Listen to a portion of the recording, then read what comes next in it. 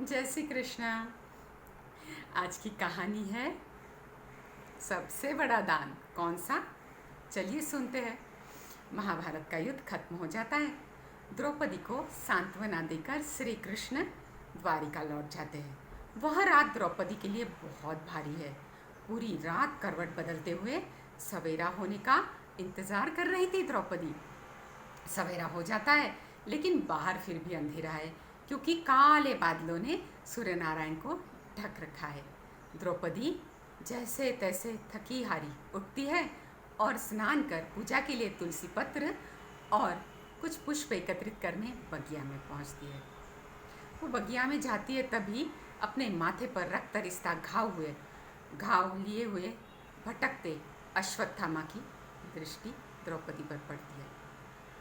महाभारत का युद्ध जब अंतिम पड़ाव पर था तब रात के अंधेरे में घात लगाकर द्रौपदी के 5 पुत्रों की हत्या करने वाला हत्यारा था द्रोणपुत्र और द्रोण शिष्य अश्वत्थामा।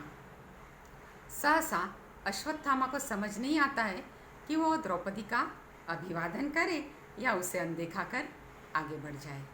इधर महाभारत के युद्ध में बहुत कुछ गंवाकर द्रौपदी को पता चलता है कि आंतरिक शांति ही सच्ची शांति है।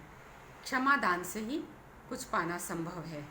मन की शांति क्षमादान के अलावा नहीं मिल सकती, क्योंकि 13 वर्ष प्रतिशोध की आग में जलकर उसने कुछ भी हासिल नहीं किया था।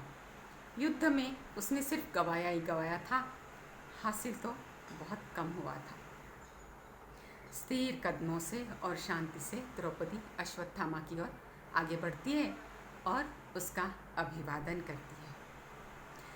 दोनों नज़दीकी बगिया में बैठ जाते हैं। अश्वत्थामा के रक्त रिश्ते घाव को नज़दीक से देखकर द्रौपदी के मन में क्षमा, दया और करुणा के भाव जाग जाते हैं। दोनों बगिया में एक जगह बैठते हैं।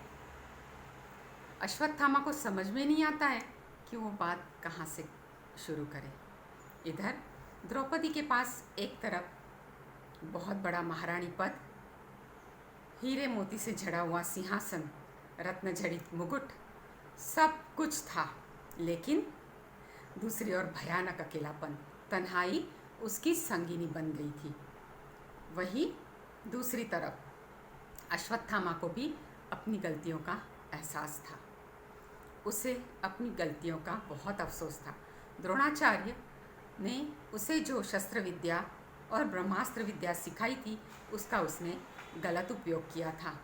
दुर्योधन और दुशासन की मित्रता उसे बहुत भारी पड़ी थी। पछतावा के अलावा उसके पास कुछ भी न बचा था। बादल धीरे धीरे छट रहे थे। दोनों एक दूसरे से क्षमा याचना कर रहे थे। बादल धीरे धीरे धीरे छटते ही जा रहे थे।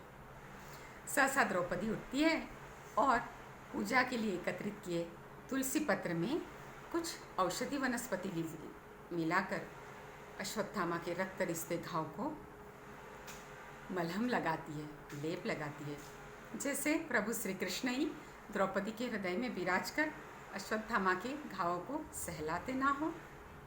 द्रौपदी को आंतरिक शांति की अनुभूति होती है और अश्वत्थामा को भी आंतरिक शांति मिलती है। दोनों बहुत देर तक बैठे रहते हैं। दोनों को पता चलता है कि क्षमादान ही सबसे बड़ा दान है और आंतरिक शांति ही जीवन का उद्देश्य है। हमारे प्रभु श्री कृष्ण जितने शुद्ध और सात्विक हैं, उतने ही शुद्ध और सात्विक उन्हें पाने के साधन होने चाहिए, है ना।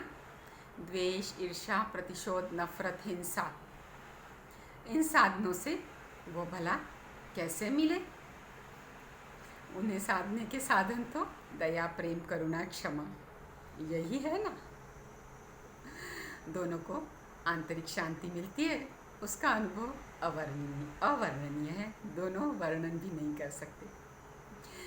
शायद इसीलिए हमारे प्रभु श्री कृष्ण को सच्चिदानंद कहते हैं ना, सच्चित आनंद, क्योंकि वो करुणा सागर है। जिसका चित्त करुणा से भरा हो वो भी आनंद स्वरूप ही हो जाता होगा, है ना। बादल पूरी तरह छट चुके हैं, चारों ओर रोशनी रोशनी है। इसी रोशनी में चारों ओर दया, प्रेम और करुणा का संदेश फैलाने का उद्देश्य लेकर दोनों एक दूसरे से विदाई लेते हैं। हम भी प्रभु का शुक्रिया करके विदा लेते हैं। हे प्रभु, मैं शुक्रिया करूँ भी तेरा तो कहाँ तक करूँ। मेरा सिर झुका कम, तेरे एहसान बहुत है।